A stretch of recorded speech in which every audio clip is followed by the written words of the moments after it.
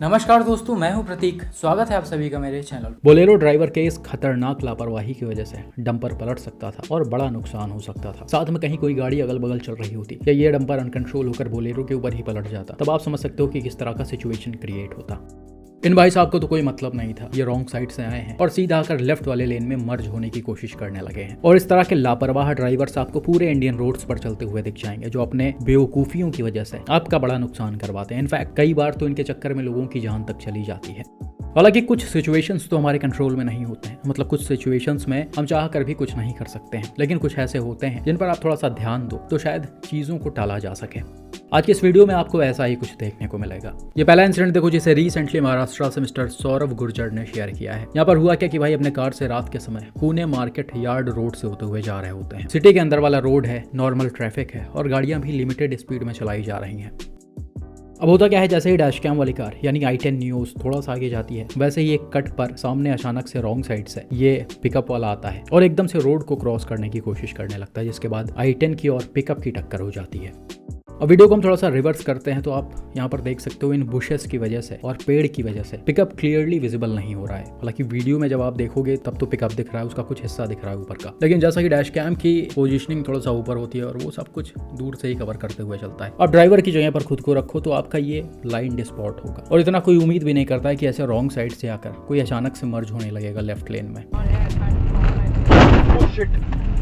तो ये सारी चीज़ें थी जिस वजह से ड्राइवर पहले से इस पिकअप पर ध्यान नहीं दे पाए और इस एक्सीडेंट को अवॉइड नहीं किया जा सका। तो यहाँ पर कहीं ना कहीं पूरी गलती पिकअप के ड्राइवर की थी। वो एक तो रॉन्ग साइड में आए, दूसरा उन्होंने वेट भी नहीं किया। जब भी आप इस तरह से कट को क्रॉस करते हो तो आपको थोड़ा सा वेट करना होता है और सीधा जा रहे गाड़ियों को प्रायोरिटी देनी होती है। ये मैं बार बार इस तरह के एक्सीडेंट्स में बोलता हूँ। लेकिन कुछ लोग ऐसे होते हैं जिनको ब्रेक लगाना पसंद नहीं होता है। वो सोचते हैं जिस स्पीड में हमारी गाड़ी चल रही है उसी स्पीड में हम निकल जाएं और इनके चक्कर में दूसरों का नुकसान हो जाता है, जो कि यहाँ पर भी हुआ है। इस टक्कर का इम्पैक्ट काफी जबरदस्त था, जिस वजह से i10 का राइट साइड बुरी तरह से डैमेज हो गया। तो जैसा कि मैंने अभी बताया कि कुछ लोग ऐसे होते हैं जो रुकना नहीं चाहते हैं, थोड़ा सा वेट नहीं करना चाहते हैं, आगे पीछे की चीजें क्लियर नहीं करना चाहते हैं। वैसे आपको इंडियन रोड्स पर बहुत सारे लोग दिखेंगे। उसका एक एग्जांपल ये भी है, जिसे रिसेंटली जम्मू कश्मीर से मिस्टर शुभम ने शेयर किया है।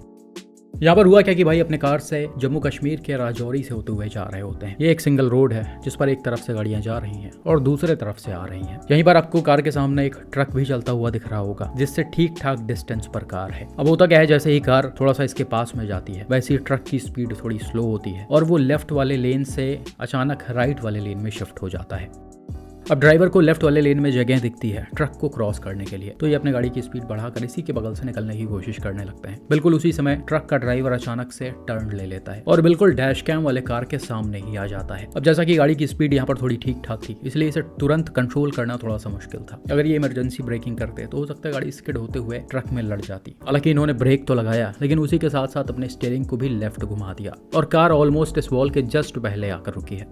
आप यहाँ पर देख सकते हो, थोड़ी सी भी गाड़ी की स्पीड तेज रही होती तो इसे कंट्रोल करना और भी मुश्किल होता। अगर ये स्टीयरिंग घुमाते हैं तो ये सीधा सीधा इस वॉल में लड़ती। अगर तेज रफ्तार में चीजों को समझ ना पाते तो हो सकता है ये ट्रक में ही घुस जाती, लेकिन फॉर्चुनेटली ऐसा कुछ नहीं हुआ। गाड़ी की स्पीड पहले से स्लो थी।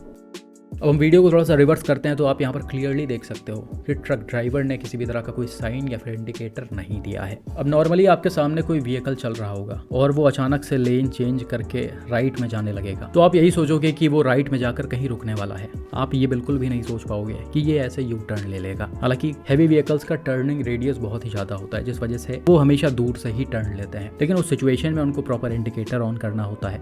इनफैक्ट क्लीनर जो उनके साथ होते हैं वो भी डायरेक्शन देते हैं दूसरे गाड़ियों को। तो पहले से अगर ये चीजें की जाए तो समझ में भी आता है, लेकिन आप अचानक से ऐसे राइट में जाकर तुरंत ही मोड़ लोगे गाड़ी, तो ये बिल्कुल भी ठीक नहीं है और ये कहीं ना कहीं दूसरों के लिए खतरनाक है।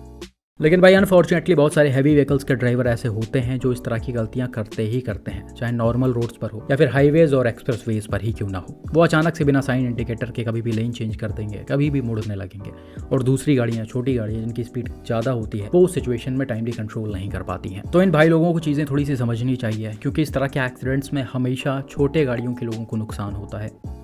हालांकि भाई जल्दी ट्रक ड्राइवर्स इन सारी चीज़ों को एडमिट करते नहीं हैं, मतलब अपनी गलतियां मानते नहीं हैं। यहाँ पर शुभम जी ने बताया कि ड्राइवर ने अपनी गलती मानने से मना कर दी और साथ ही साथ आसपास के लोग भी इकट्ठा हो गए थे जो मुझ पर ही ब्लेम डाल रहे थे कि तुम तेज रफ्तार में गाड़ी को चला रहे थे और गलत तरीके से चला रहे थे। लेकिन जब उन्होंने डैश कैम फुटेज दिखाया तब वो सारे लोग शांत हुए और मैटर को एस्केलेट नहीं किया।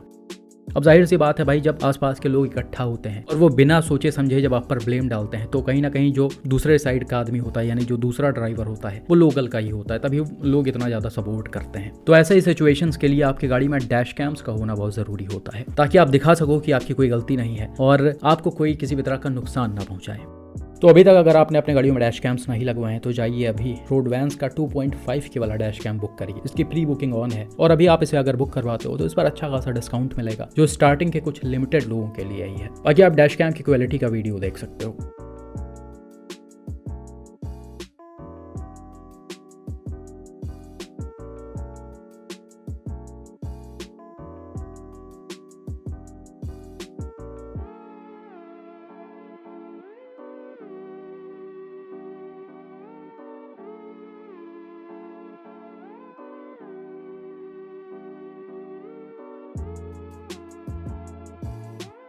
बाकी भाई आप इन वीडियो से समझो कि अगर आपके सामने कोई हैवी व्हीकल चल रही है और वो इधर उधर जाती है तो आपको तुरंत उसे क्रॉस नहीं करना है, थोड़ा सा आप वेट करो, चीज़ों को क्लियर करो, तब अपने गाड़ी को आगे निकालो। अब जैसा कि मैंने बताया कि सामने वाले की जिम्मेदारी होती है पूरी तरीके से डायरेक्शन देना, साइन इंडिकेटर देना कि हमें जाना कहाँ है, लेकिन बहुत सारे ड्राइवर्स ऐसा करते नहीं है। तो आप अपने बचाव में इन सब चीज़ों को थोड़ा सा फॉलो करो तो ज़्यादा सेफ रहोगे।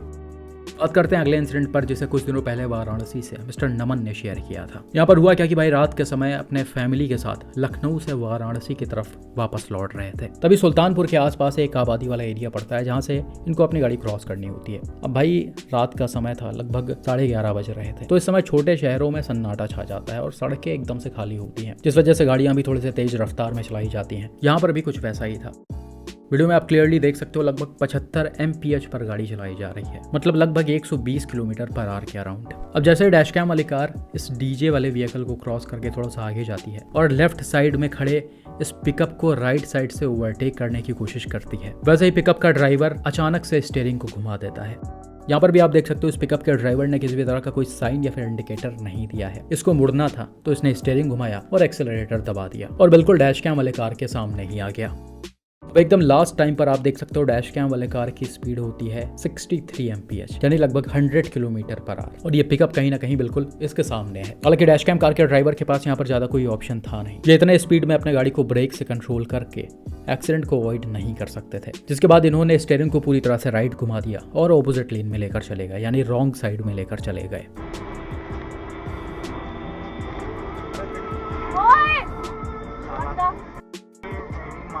गाड़ी लेके आया है पहले।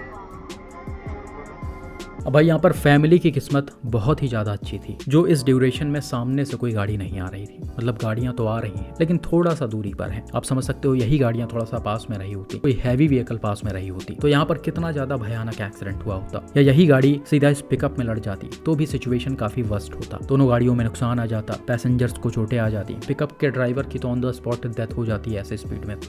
तो आप इसे देखकर समझ सकते हो कि एक बहुत बड़ा हादसा टला है। अब यहाँ पर नो डाउट गलती पिकअप के ड्राइवर की है, उसे ओवरवीएम में पीछे की गाड़ियां चेक करनी चाहिए थी, इंडिकेटर देना चाहिए था, तब आराम से यू टर्न लेना चाहिए था, लेकिन इन्होंने इन सारी चीजों को इग्नोर कर दिया है और सीधा यू टर्न लेने लगे हैं। वही हम वीडियो को थोड़ा सा रिवर्स करते हैं तो यहाँ पर आप और चीजों पर भी ध्यान दे सकते हो। यहाँ पर मीडियन पर थोड़ा सा पहले ही एक कट का वार्निंग साइन लगा हुआ है, साथ ही साथ आपको आसपास कई सारे घर भी दिख रहे होंगे, यानी पता चल रहा है कि ये आबादी वाला एरिया है। थोड़ा सा और आगे जाते हैं तो कट से जस्ट पहले आपको रंबल स्ट्रिप्स भी देखने को मिल जाते हैं। तो इन सब का सीधा सीधा सा ये मतलब होता है कि आगे एक कट है और अगर आप तेज रफ्तार में आ रहे हो तो आप अपने गाड़ी को थोड़ा सा कंट्रोल कर लो या फिर स्लो कर लो। वहीं आबादी वाले एरिया की स्पीड लिमिट जो होती है वो 30-40 से ऊपर नहीं होती है। लेकिन जैसा कि मैंने बताया बहुत सारे लोग ऐसे हैं जो ऐसे रोड्स पर तेज रफ्तार में चलते हैं क्योंकि ये रोडें खाली दिखती हैं। अब रात के समय आपको गिनी चुनी गाड़ियाँ दिख रही होंगी इस पर, लेफ्ट साइड में तो हैं भी नहीं, 1-2 ही हैं।